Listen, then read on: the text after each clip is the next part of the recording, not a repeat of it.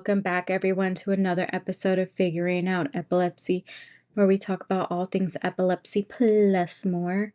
It's your girl, Sam Diane, and we are going to talk about something that I never thought I would be even say, or even I never thought I would even experience this.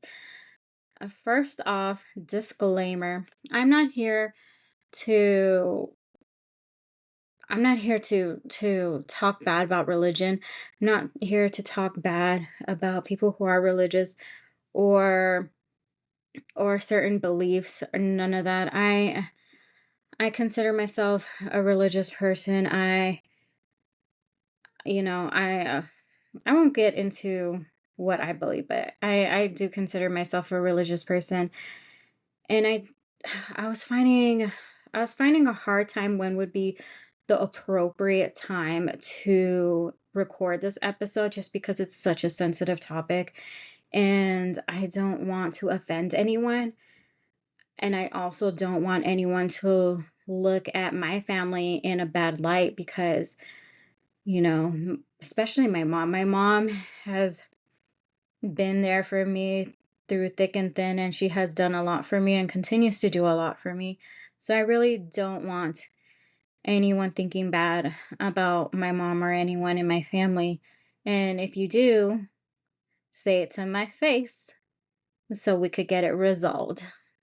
But um yeah, disclaimer. I'm not bashing on religion. I'm not bashing on your beliefs.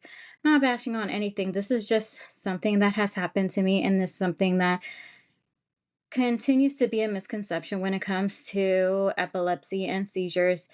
And, you know, in order to educate people on epilepsy, I need to be able to talk about these experiences.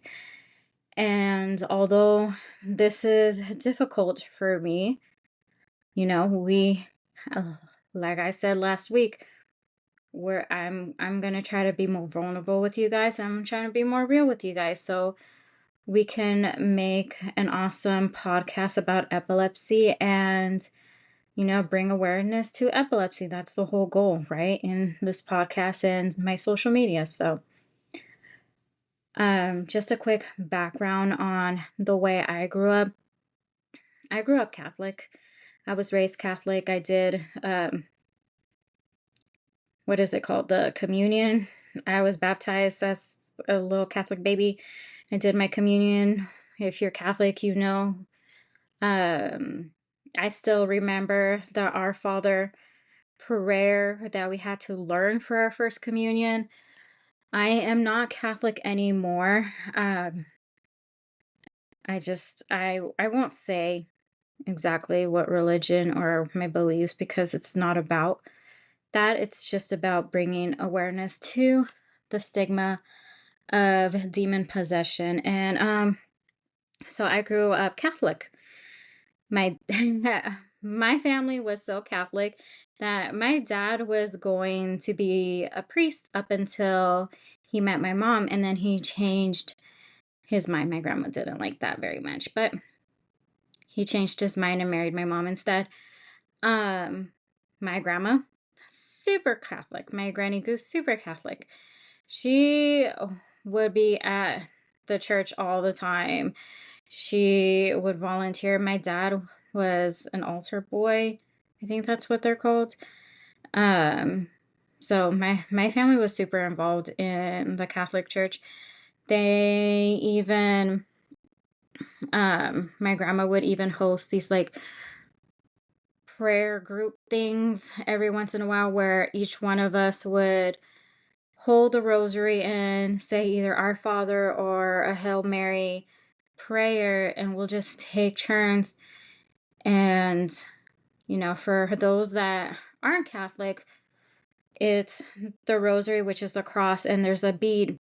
There's a different type of bead, and each bead is for a different prayer. So the larger beads are for the Our Father prayer, and the smaller beads in between the cluster of the larger beads, not beans, they're the Hail Mary. So we would go around as a family, and whichever bee landed on, that's the prayer that you would say. My grandma also had like a whole altar at her house with the Virgin Mary, with little baby Jesus. She would have, I don't know what it's called anymore.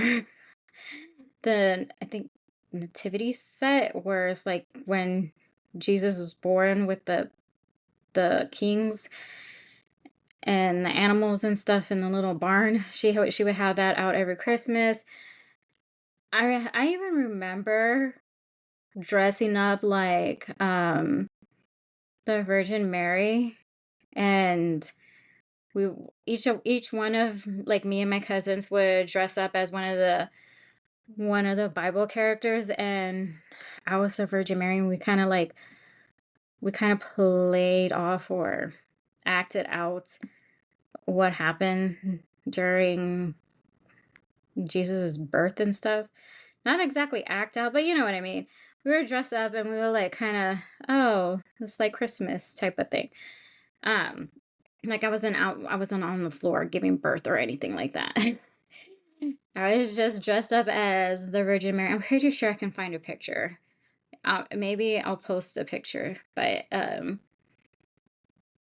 yeah, that's how Catholic my family were.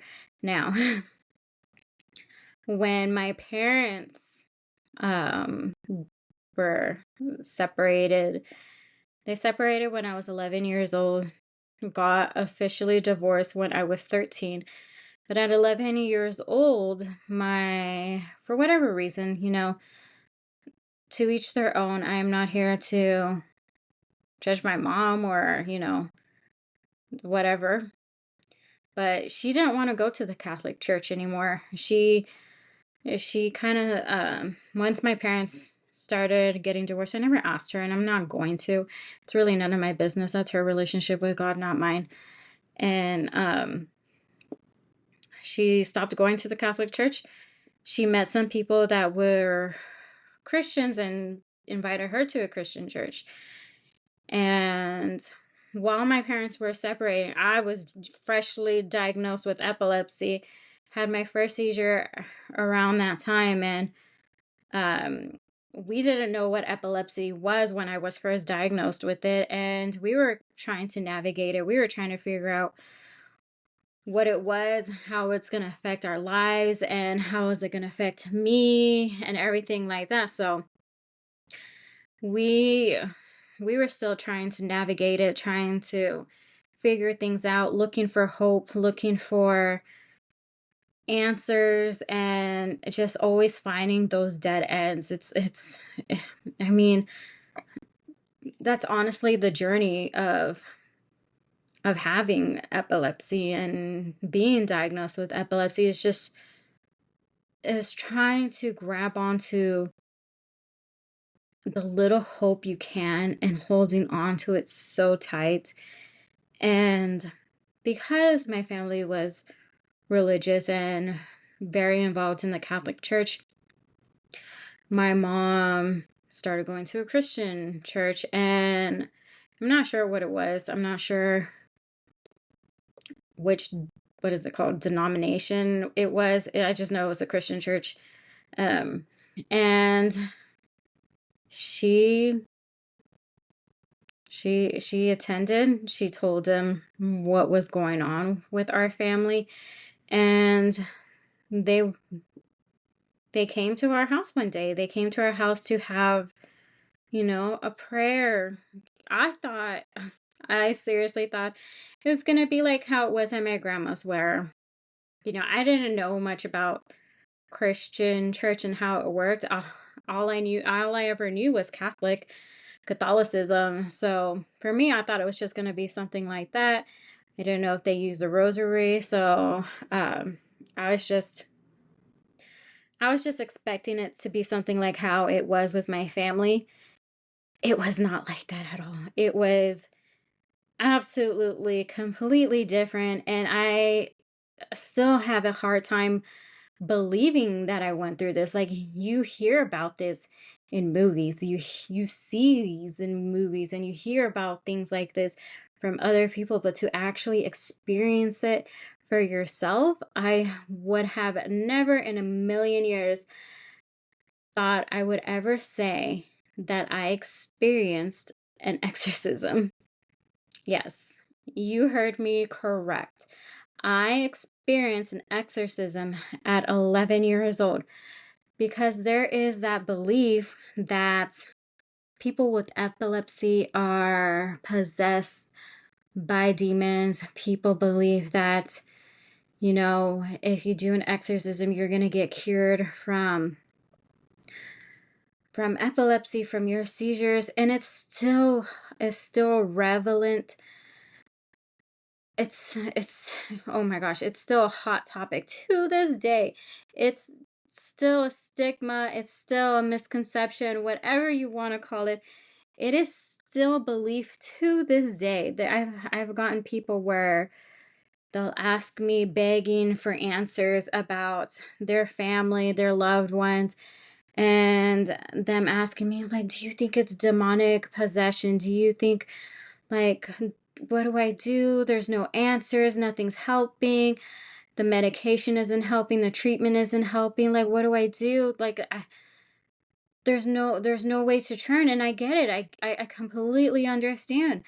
When you're living with epilepsy, it's so hard. You don't know where to turn to. You don't If your treatment that people say is supposed to help control your seizures and it's not, what else can you do? Where do you turn to? So people grab onto whatever answers they can, whatever hope they can, and try to understand what epilepsy is and how to control it and how to be better. I mean, we still have that misconception of it there can be a cure for epilepsy. We don't have a cure yet. I say yet because I believe that one day we will, but we don't have a cure yet. And it goes hand in hand with all these wrong beliefs about what epilepsy is.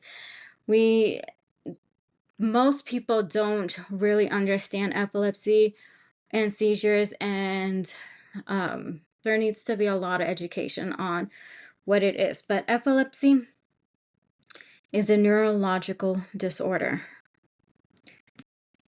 It is the fourth most common neurological disorder. 65 million people around the world are living with epilepsy. 3.5 million just here in the US. It is a very common disorder. And what epilepsy is seizures. Seizures is a symptom. It's unprovoked recurring seizures. And epilepsy is basically a seizure disorder, illness, however you want to call it. It's a seizure disorder. Our brains have a miscommunication, which causes us to act, say, do things that we normally won't do. For example, I have tonic-clonic seizures. I also have what my neurologists call muscle spasms. So I get twitches in my eyes, sometimes in my arms and legs. Very rare. Those are rare spasms. But I do have tonic-clonic to where I am falling on the ground. I am contorting my body in a way where it should not be contorting. I am not a flexible person like that, and my body gets stiff. I yell a horrible scream from what I am told right before I start shaking, and my eyes go back and I can't control myself. Those are my tonic-clonic seizures. There's so many different types of seizures. There's over 40 different types of seizures. I don't know the names to all of them. I know some seizures can look like staring. Some seizures is like you're buffering. There's some seizures where you're even laughing. I'm trying to think. There's just so many different seizures. You can actually be walking around and having a seizure, but you're just, your body's moving, but you're just not there. seizures can look like so different for everyone. I get the tonic-clonics. So I have actually been told by my friend that is an RN, that she has seen, she was an RN in ICU. She has seen several seizures before. She has seen several different types of seizures. She has seen several tonic-clonic seizures. The first time she's ever seen my seizure, she said, "I thought you look like you were possessed. It's a scary thing to see you have a seizure."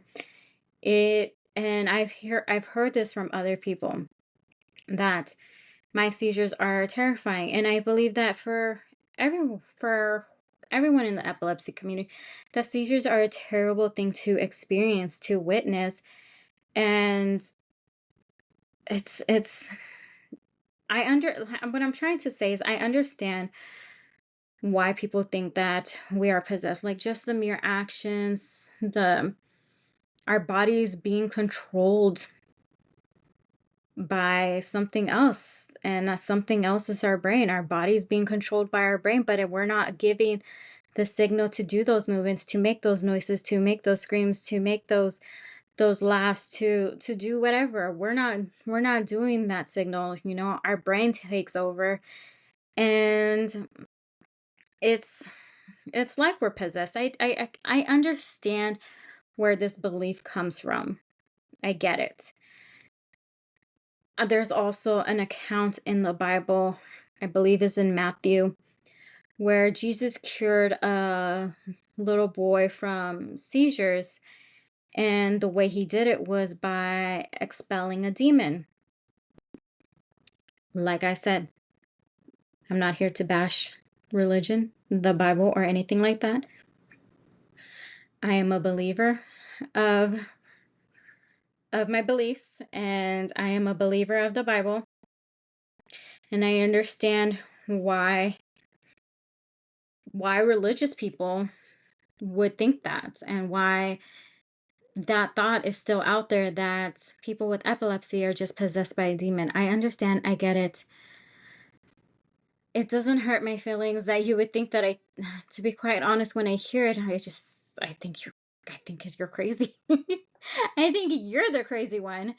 And I think that you need to educate yourself a little bit more on seizures and epilepsy.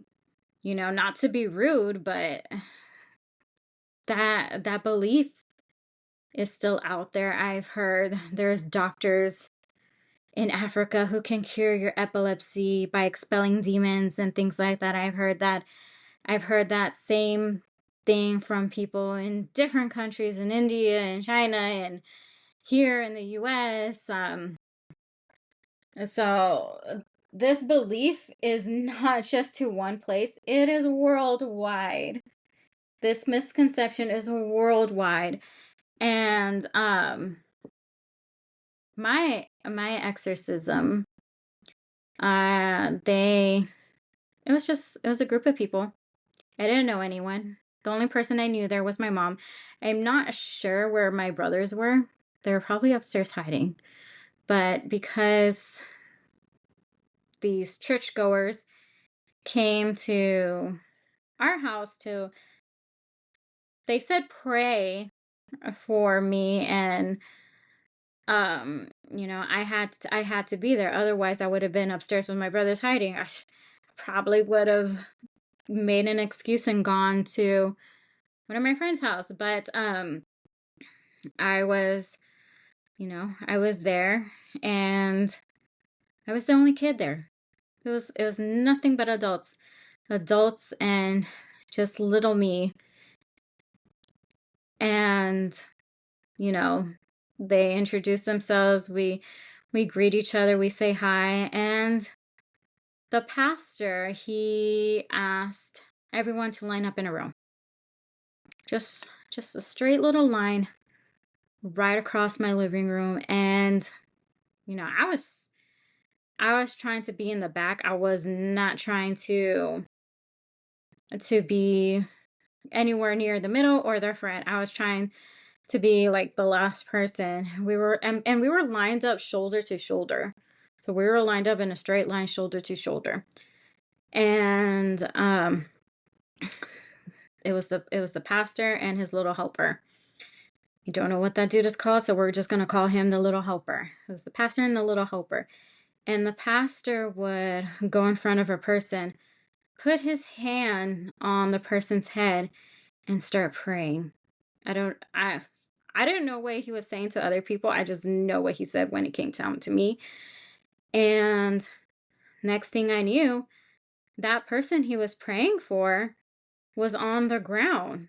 That's why his little helper was behind the person, because when they fell, his little helper can catch him, and that person fell. The little helper placed him on the floor, and then they moved on to the next person. The pastor did the same thing. Put his hand on their head, started praying. That person fell, and, the little helper placed them on the floor, and they're just on the floor. And he went, and the pastor and his little helper just went down. The entire line just went down, down, down.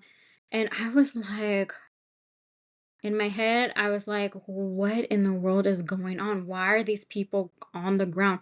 Why are these people falling? I have never in my life seen that. Like I said, our prayer groups we were just saying the Our Father or the Hail Mary. We weren't out here falling on the ground.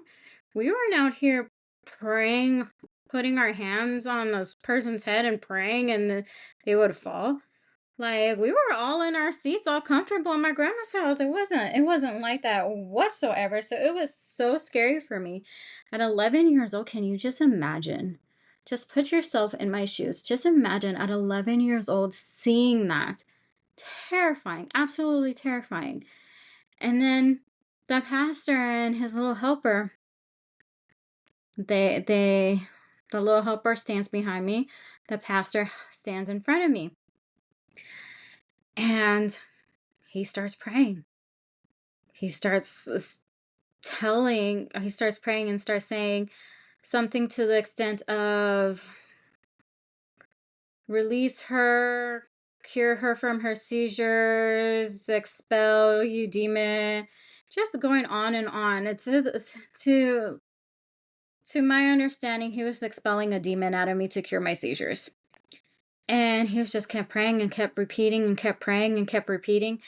And it went on to what felt like forever. I was just like, why are you doing this? Why are you just saying demon and expelling and possession, and over here saying that you're gonna cure my seizures from the demon leaving and this and that? And it's just, I was just so confused. I was not understanding what was happening. And yeah, he kept praying, and at one point he was kind of nudging me, kind of like pushing me on my forehead with his palm and trying to push me back, and kind of force me to fall. And I was not having that. I was not having that. I'm like, I stood my ground. I stood there as tall and strong as I could be at 11 years old, and I did not fall. Even though they were trying to push me and, like, not push me, like that sounds so rough, but like nudge me, gently nudge me to where I fall like everyone else. Yo, if you think I'm stubborn and sassy now, I was a lot worse when I was younger. Like, this version of Sam is a lot calmer than when she was a preteen and a teen. Uh, so no person was about to tell me what to do, especially when I wasn't understanding what it truly meant. And yeah, after a while, he kind of just gave up and went on to the next person. And then everyone to the right of me was falling, just like the people did to the left of me. They were just falling, praying, falling. Next person praying, falling, and it was just down a line. I don't remember where my mom was. She was probably like on one of the couches or something. She was close by, but I don't remember exactly where she was. Um, I just knew she was like in the vicinity, and she was able to see this whole thing go down. And yeah, that was my exorcism. It's not quite like the movies, but that was my experience. At the end of it, everyone said their goodbyes. Everyone said thank you to my mom for hosting. And at the end, it was just my mom, the pastor, his little helper, and me. I wasn't near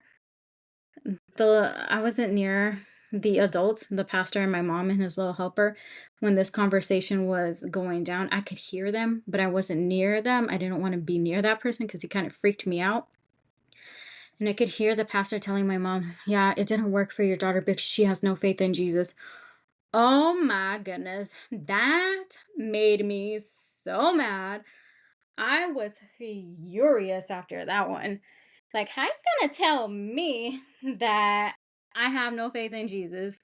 How you gonna tell me what I believe and what I don't believe? How you gonna tell me that it didn't work? Or not even tell me, how you gonna tell my mom it didn't work because of me? Maybe it didn't work because it's not real, sir. Did you ever think of that? It still pisses me off. Oops. I cussed, my bad. Um, it still makes me mad to this day. Like, how you gonna tell me? How you gonna tell me what I believe in? You don't know me. You met me for like a second. You said hi to me and you were polite. That's about it. But you're gonna tell my mom that I have no faith when ever since I was little, I've been out here talking to my younger brother about Jesus. I would tell my younger brother that the reason the clouds move was because God uses the clouds to go from place to place and keep an eye on all his children. Where did I get that from? I have no idea. I don't remember my parents telling me that. I don't remember any of my tias or tios telling me that. I don't remember my grandparents telling me that or my cousins. I don't know where I got that from, but that's what I would tell my younger brother. I remember telling my younger brother that in a car ride. I don't know where we were going, but we were in a car ride and my brother was asking, why do the clouds move? And I gave him that explanation. So the fact at such a young age, having those conversations, telling them that it may and it may not be true, but the fact that I was having those conversations about Jesus, and I was so convinced that I stood my ground when I told my younger brother that, to then be told by a stranger, a person I met for 5 seconds, tell me that I have no faith in Jesus, and that's why I'm still having my epilepsy, and that's why I wasn't cured at that moment. Oh my goodness. Just the thought of it just annoys me. I'm pretty sure you guys can hear the frustration in my voice, but like the audacity of some people. And, you know, my mom back then, she was a very quiet person. She wasn't, very outspoken. She doesn't like confrontation whatsoever.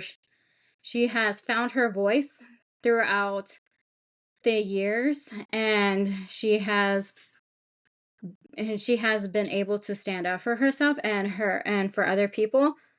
But back then she was going through a lot, and she just nodded, said her goodbyes, was polite, and we never saw those people ever again. Thank goodness, because can you imagine if my mom actually believed it and she was over here still trying to have these people cure me? And oh my goodness. But no, I never saw those people ever again. Thank goodness. And yeah, I have been trying. There was another time where this person tried to cure me by praying. It was back in 2019. I had like It was back in February 2019. I had 3 seizures, 3 weeks in a row. So it's just it was funny too because it was every Friday. Friday I had a seizure. The next week, Friday I had a seizure. The next week, Friday I had a seizure. So February 2019, I had 3 seizures in 3 weeks, and that has never happened to me. So we were all kind of like, what's going on? What happened? Like why is this happening? I would always just have my seizures one one time during the month around my period. Like I would get it once a month around my period. That was my consistency. That was always my deal, that it was once a month around my period. This happened like back to back to back, and we were all just super super weirded out. This lady, she's an acquaintance of my mom. She we kind of we I know her sons.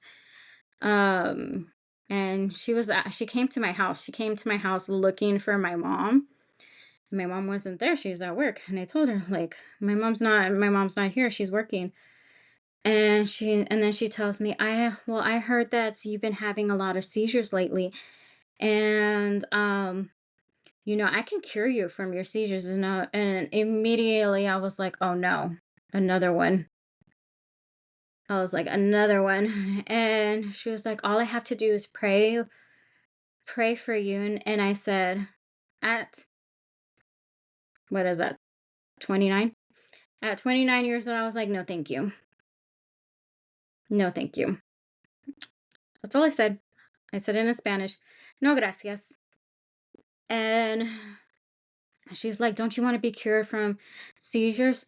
Don't you want to live a normal life? Don't you not want to have epilepsy anymore? I was like, yeah, I don't want to have epilepsy anymore. I don't want to have my seizure anymore. But I don't believe that solution is going to come from you. I don't believe that you can cure my seizures, because I have known you since I was like 15. And in all these years that you have known me, you're going to tell me that now you can cure my seizures. Now that I'm an adult and I'm over here figuring things out for myself. And up until February 2019, I was doing pretty well. I wasn't having seizures every month. You're going to cure me now when I was having seizures every few months, not back in high school when I first met you and I was having the seizures every month. And my mom was trying to figure out how to help me as a single parent, as someone who barely spoke any English, as someone who was still trying to understand what seizures was themselves. You're gonna cure me now? Yeah, no. No, no, no. And at that point, in that time, back in 2019, I was on it when it came to my Bible study. I was on it. I was reading the Bible every single day. I was studying. I was going to church actually I was going twice a week. And I was on it. And for this person to come and tell me that they can cure me, yeah, no. No, no, thank you. No, thank you. And then I guess she goes off and tells my mom, because when my mom comes home, she was like, was this person trying to pray for you to cure your seizures? I was like, yeah. And she was just quiet. I don't know whatever happened to their relationship or whatever. I haven't seen that lady ever since. But yeah. So twice people try to pray the seizures away from me. And like I said, I understand where that thought comes from. There's an account in the Bible. The way seizures look, it looks like it's demon possession, but it's not. It's a neurological disorder. Our brains are miscommunicating. It's not sending the signals properly.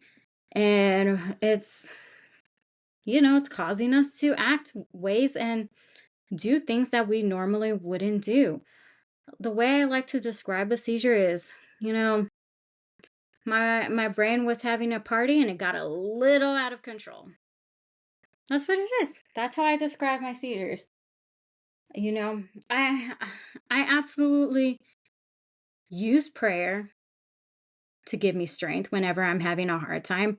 Like, I'll pray for strength. I'll ask people to pray for me and ask them to, pray for me to have strength to continue to endure, to continue to keep fighting this fight and not give in to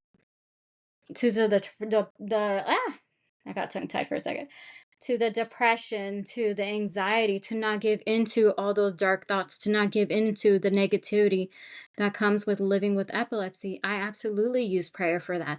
I absolutely use people to pray for me, but not to cure me. There is no cure for epilepsy as of right now. One day in the future, I absolutely hope so. But as of right now, there is no cure, and you are not going to tell me that my seizures can go away just by having faith or just by having a prayer over me.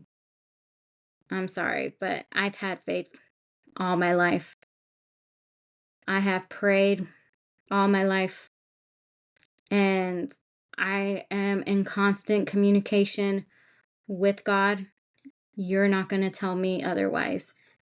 That you're not going to tell me that you're going to come into my life, pray, and then I'm going to be cured. I'm sorry. I will politely decline your offer to cure me. You, by all means, pray for me. Pray that I continue to have strength. Pray that I have strength to endure the depression, the anxiety, the dark thoughts.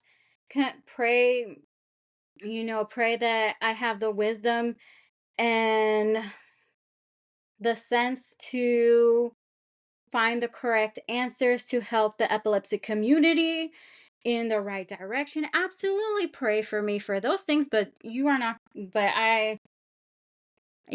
to come to me and tell me that you are going to you're going to pray my seizures away. Sorry. That's just not going to happen. And like I said, I wasn't trying to, you know, discredit anyone's beliefs. I wasn't trying to make religion look bad or, stray people away from religion. I absolutely believe that a relationship with God is very beneficial, but that's a personal thing that's between you and God, and I am no one to judge anything or anyone. But do I do ask that you have respect for me and my beliefs. I do ask that you don't enforce your beliefs onto me or the epilepsy community, because from everyone that I have talked to in the epilepsy community, we have all the same sentiments when it comes to demon possession. And, we all believe it's absolutely crazy that people still believe that. So do not force your beliefs onto us. Do not just do not just respect the fact that epilepsy is a neurological disorder and our brains are they're just not working properly. They're not working as they should. That's all it is. So, with that being said, thank you guys so much for listening in, continuing to support, and don't forget to like, share, give your girl a 5-star rating, and I will talk to you guys on the next episode of Figuring Out Epilepsy. Bye.